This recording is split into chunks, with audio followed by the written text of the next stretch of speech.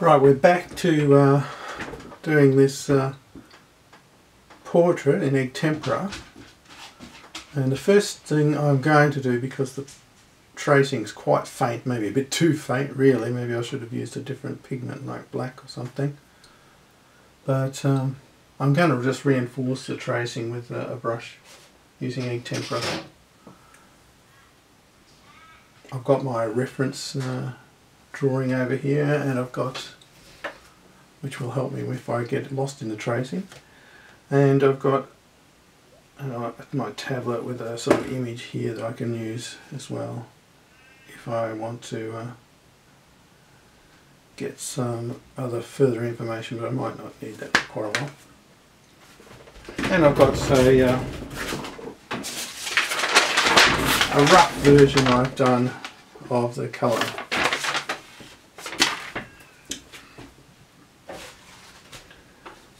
So the first step, I'll just take my tablet. I'm using this sort of as form for doing my egg tempera. I've found this to be quite a good palette. It allows me to get a good seal, and sort of, as long as it's in the fridge, it'll sort of keep well for quite a long while.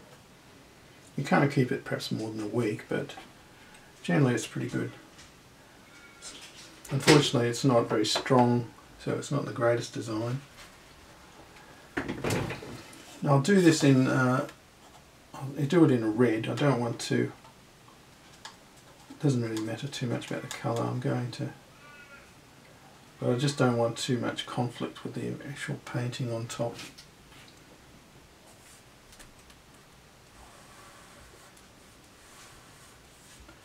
I'm not going to be overly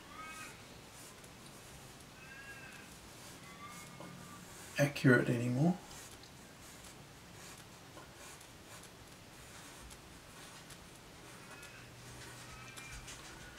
This is just a guideline for painting, as far as I'm concerned anyway.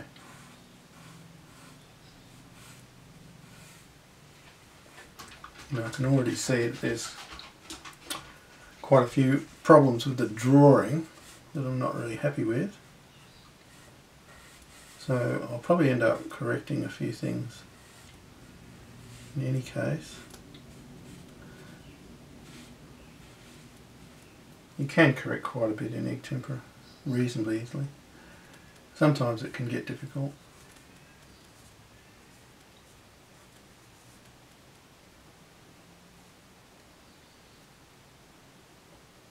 You probably can't even see the tracing on the video.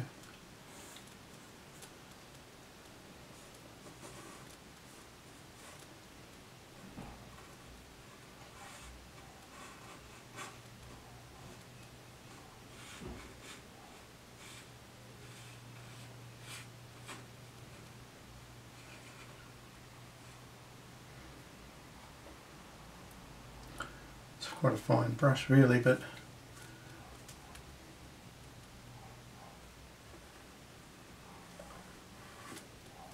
it doesn't really matter for what we do. I want to use a fairly coarse brush later on.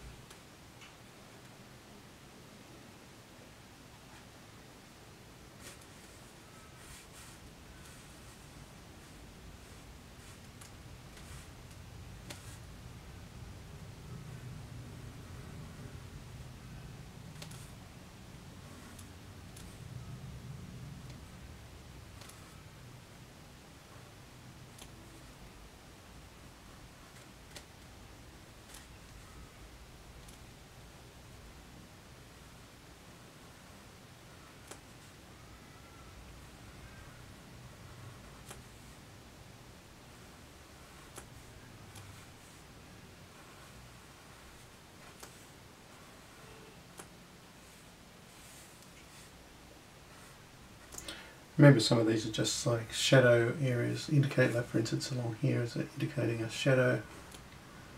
shadows where they fall, or let's say tonal areas rather.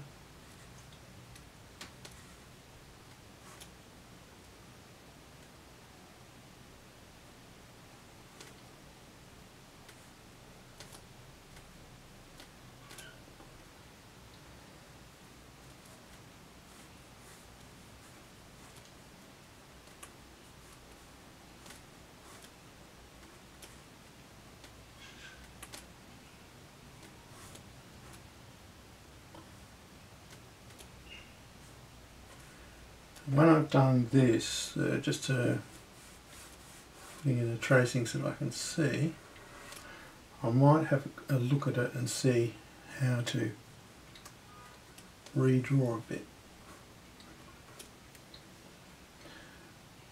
It's important, I think, at every stage to see how you can redraw or repaint an area.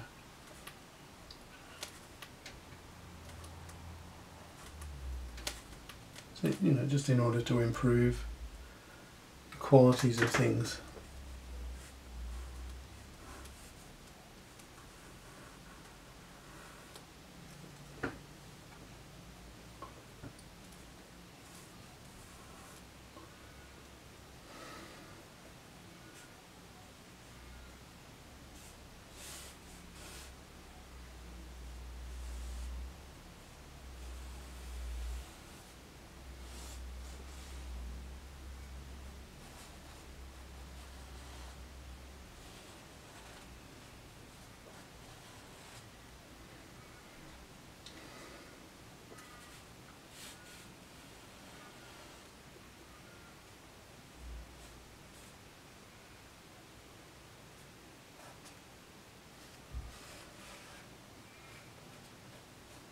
Yeah, again, these are just indications of direction.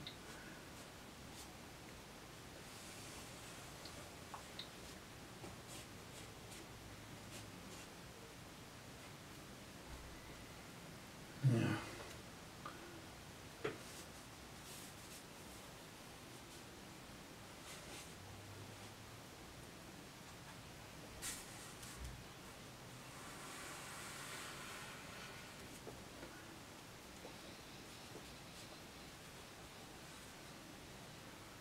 Yeah, maybe that you're sort of more precise and you would like to just do a good drawing and then just transfer it and then work from it. It's almost like colouring in.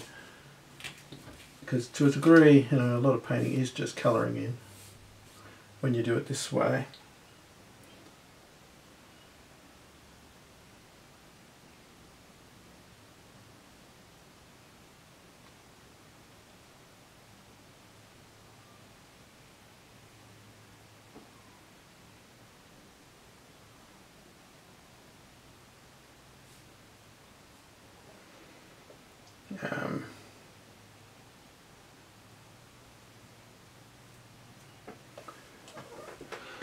Right, yeah, I think that's all the tracing's done.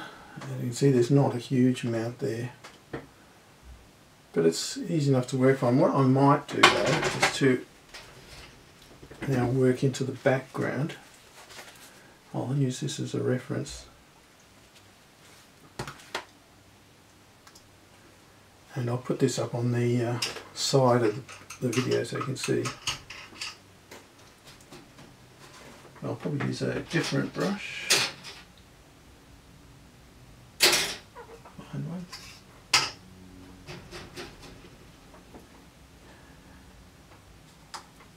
This is just partly to give the context to things.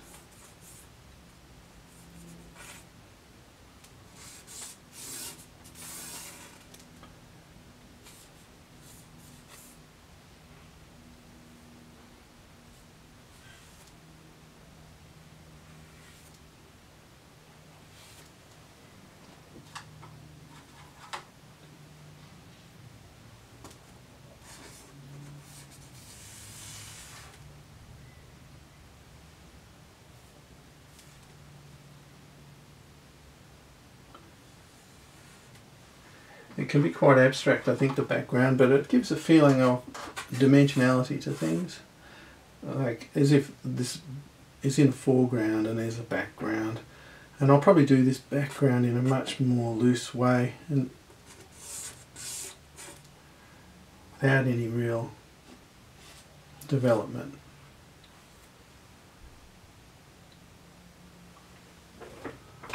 Alright.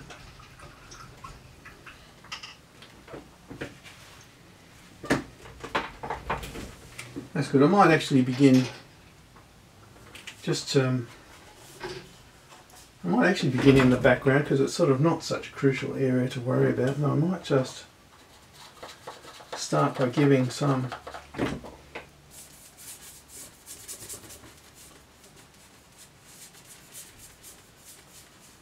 generalised colour to it.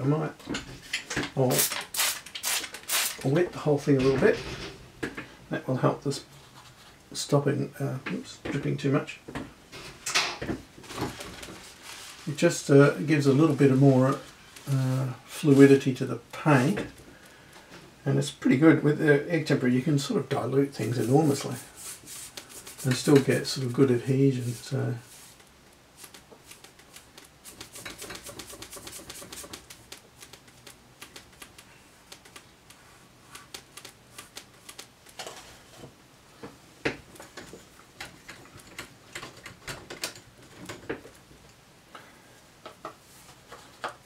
might as well get some nice strong colour in.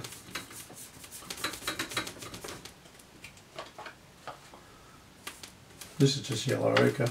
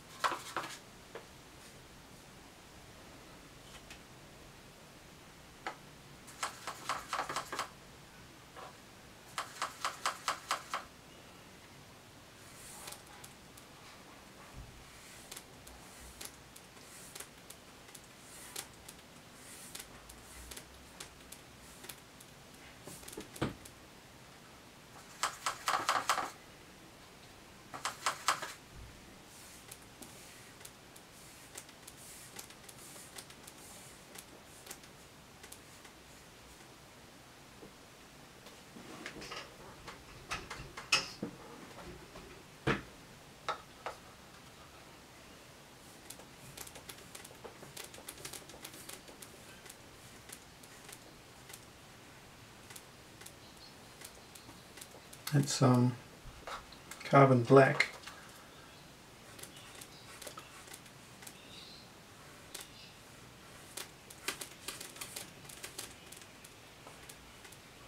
It's somewhat transparent carbon black, so it's not a bad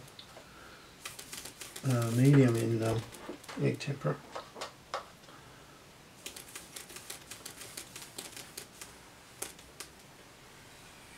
You probably find that if you use egg tempera a lot, you want maybe pigments that tend to be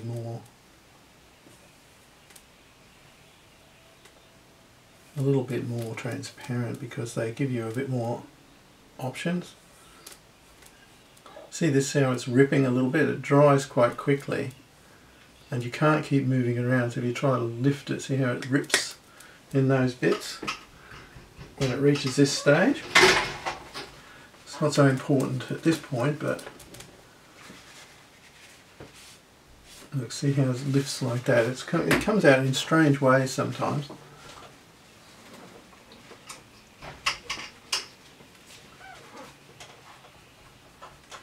Let's give it a little bit more oomph there. in some ways, by wetting the surface, I've made it a little bit more unable to cope with the application of the paint, so it goes on more spreadingly, but at the same time it doesn't dry that well, and it tends to do this ripping stuff so that it stays wet for longer. And especially today's a pretty cold day, so it's not going to dry easily.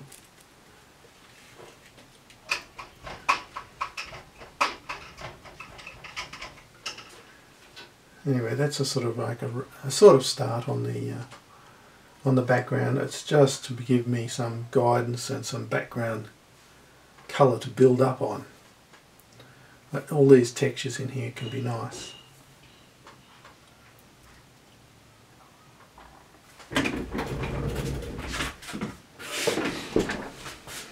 The next step is to do his face. I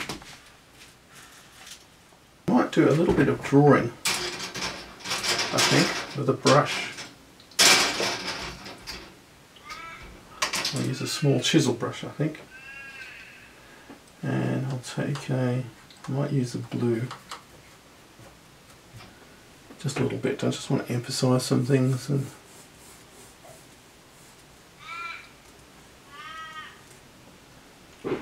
maybe it's a bit too thick. Just,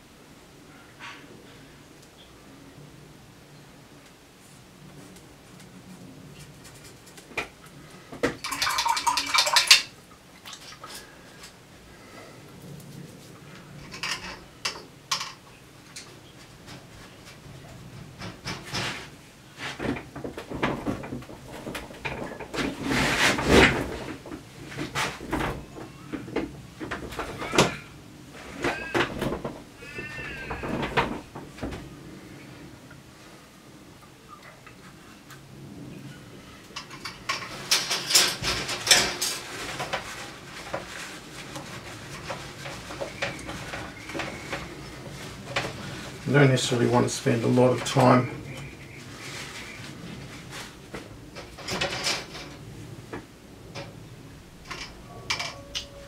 doing this sort of colouring phase.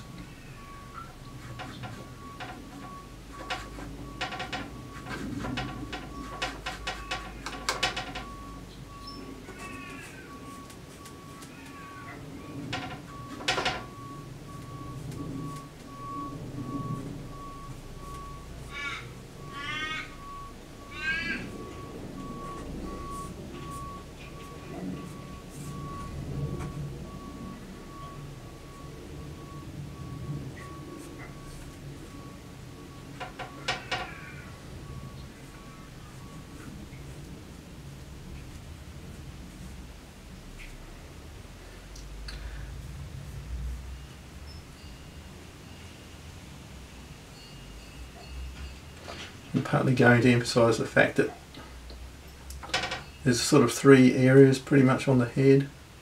On the face, there's sort of a yellowish, a reddish and a bluish section. But it's not always that general, but you can sort of roughly generalise that way a bit.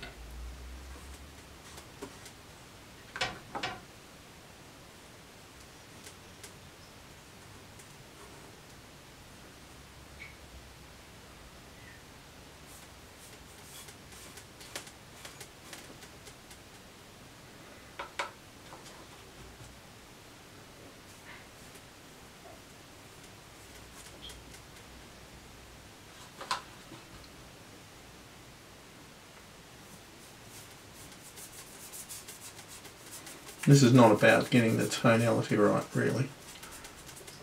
Just sort of filling in base colours.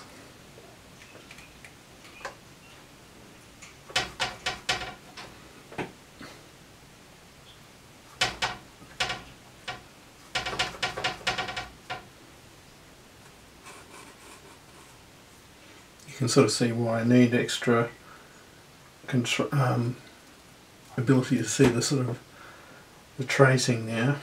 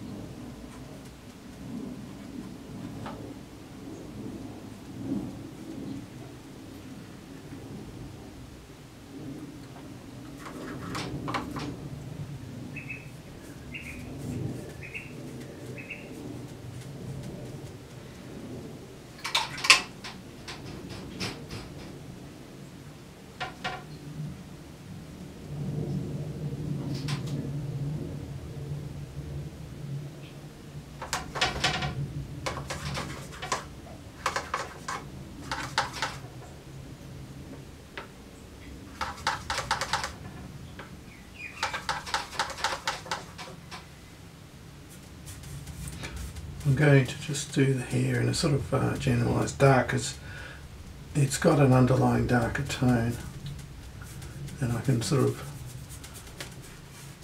bring out the lights later on.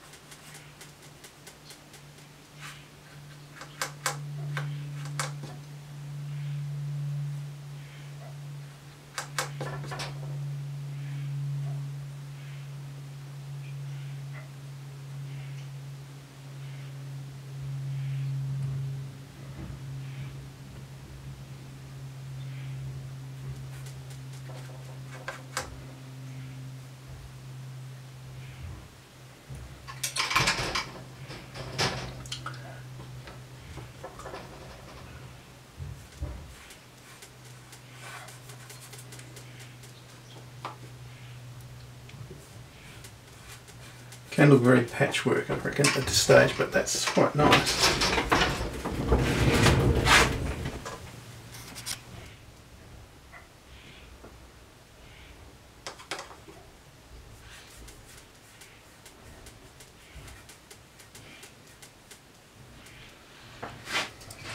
Sometimes I probably don't need to be that specific about putting in colours. But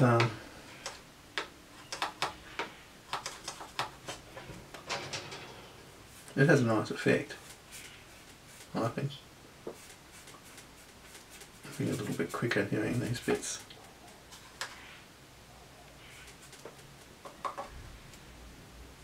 Oh, that's too dark. Not necessarily like that.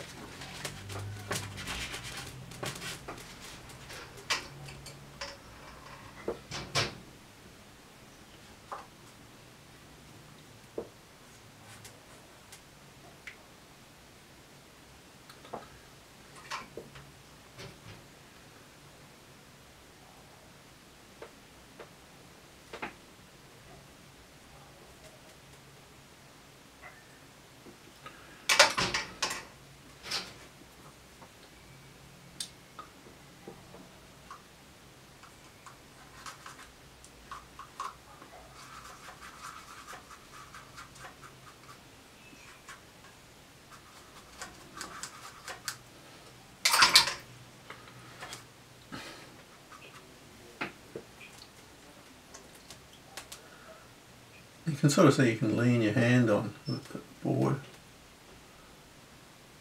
I might just fill those all in dark. You can lean your hand on the board, sort of quite really quickly on the ink tempera board because they dry so quick. So that means you can get a good bit of control without having to use a mull stick.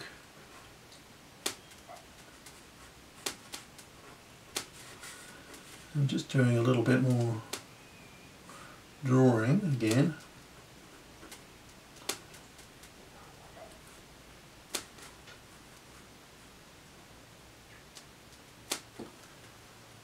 It helps, just brings out a few more things.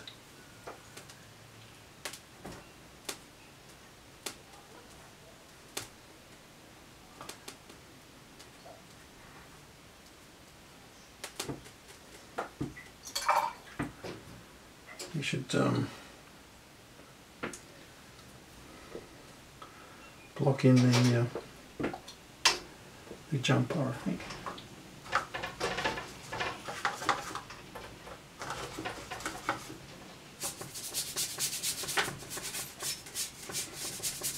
I need to have a sort of feel for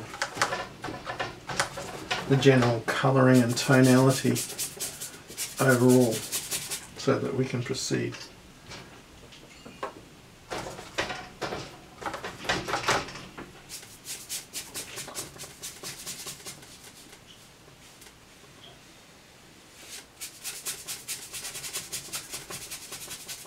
You can see how it dries so quick and soaks in. Creates nice texture.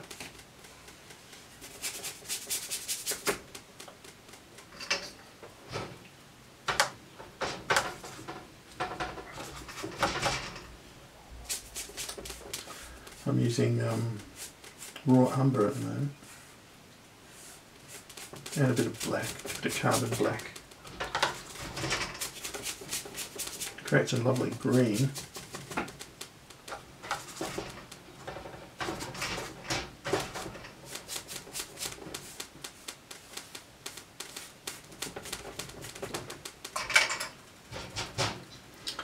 Now I'll just use a blue. Might just use a very watered down blue for the shirt.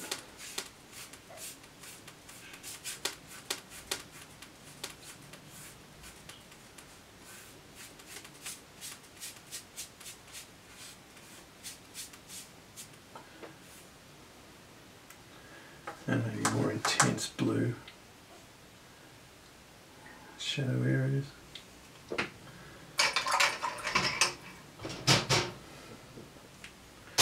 And while it's still pretty damp, I'll soften it down. Shape it a little bit.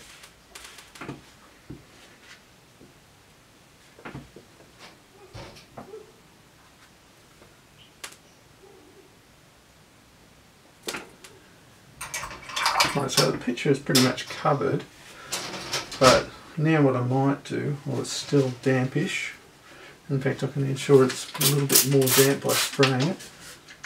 I'll try to lift out some bits maybe. This doesn't always work very well.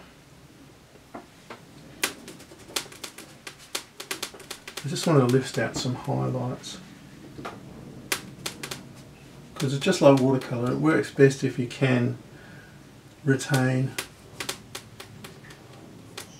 highlights. See, it's ripping a bit. Got to be a bit careful with.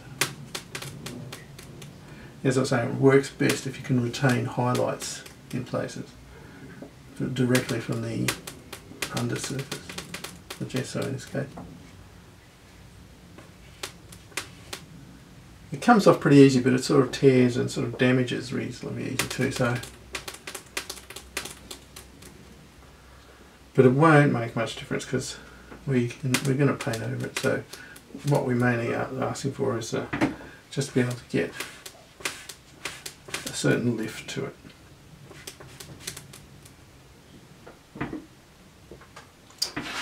I mean, I could use these sort of earbuds as well if I wanted to lift stuff out like that.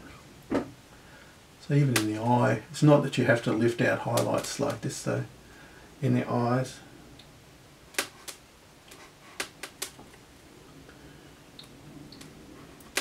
it's actually relatively easy to do highlights in tempera anyway. But they have a nicer quality if they're sort of removed. Okay, I think that's a good stage for you all to get to. And before I move on to the next stage of overpainting on this, I'm going to just let it dry quite significantly. You know, a day or so, and then I'll do it again. Even in a couple of hours that would be sufficiently dry to work on. It's actually fairly quick. You could sort of do this old portrait in say 6 hours or so, just consecutive work. It should dry fast enough to do that. Sometimes it might not, so then you'll have to, you know, just give it a bit longer. You can sort of, if you want to speed up dry, you can put it out in the sun, and that sort of hardens the paint quite significantly.